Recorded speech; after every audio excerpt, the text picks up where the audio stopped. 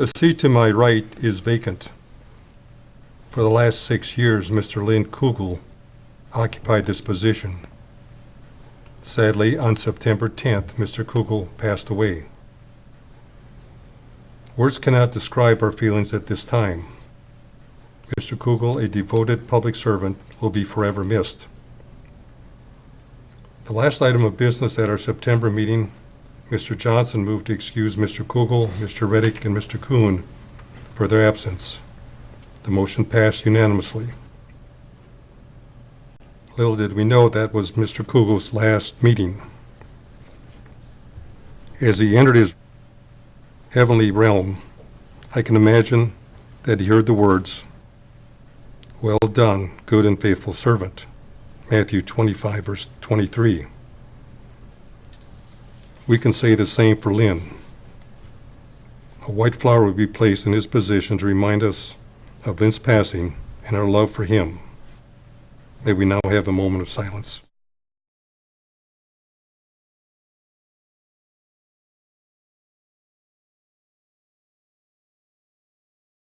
Our Law Director, Mr. Schiff. I would like to just take a minute to talk about Lynn for a second.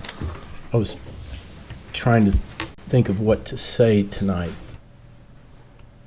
and I was reminded of a story that I'm going to repeat now that I think probably exemplifies Lynn and his status in this community as well as any other story.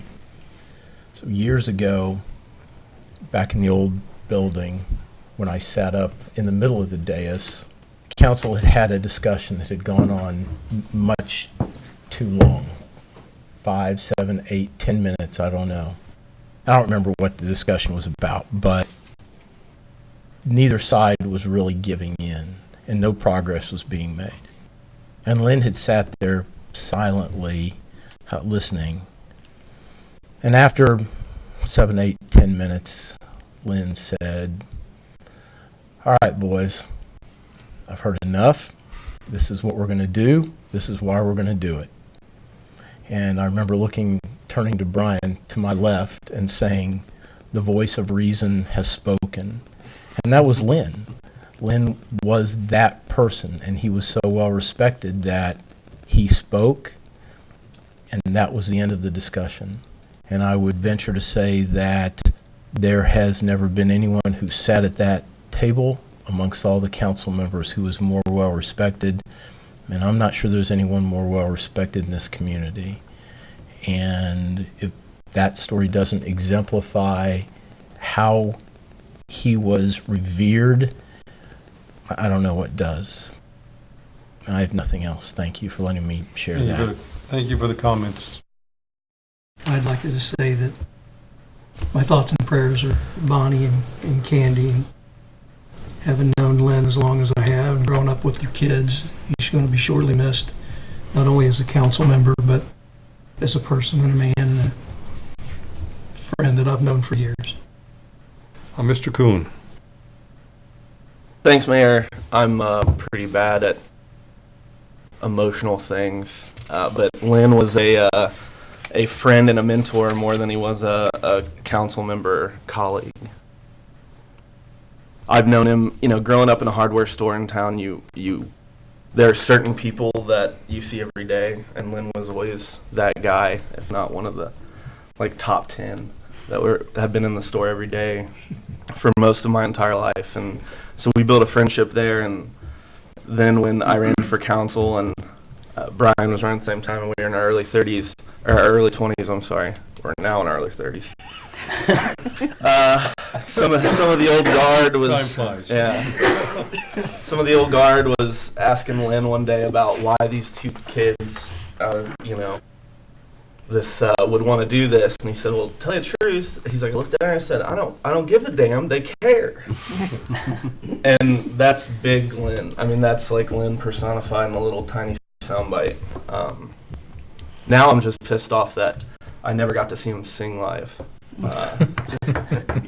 Because that was pretty incredible if he made the service. But he deserves, 10 times more than what I can tell him here. But one last Lynn quip: when I went to the service and was talking to Bonnie, she said, told me a few stories, but the one that struck me the most was apparently the doctors just left the room, gave him the news. He looks over at Bonnie and goes, well, at least I don't have to worry about anybody running against me on council.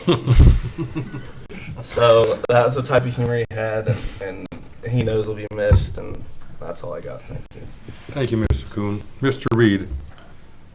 As far as Lynn, it was a pleasure to serve with Lynn. He was a great role model to me and this community.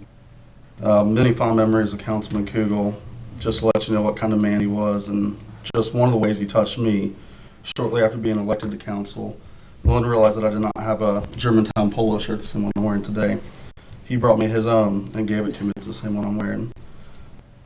Not long after that, he brought me, I don't know, it was like 6 suits, gave them to me. One of the suits had about, I must have had $100 in it or something. I gave it to him. He was astonished when he got it back. But it was just the kind of man he was. He would give you the shirt off his back. I mean, I was privileged to know him before I was on council, and even after council, he was just amazing just to talk to. Just a great role model that will be missed by all. And that's all I have. Thanks, Mayor. Thank you, Mr. Reed. Mr. Reddick. And of course, Lynn is greatly missed. I've known Lynn since I was a small child. I have many, many fond memories of Lynn, and I just want to give my condolences to Bonnie and Candy and the other grandchildren and everybody else. Lynn touched so many different people's lives over the years, and he was always so happy and jolly and positive to talk to. He will be sorely missed, and that is all I have.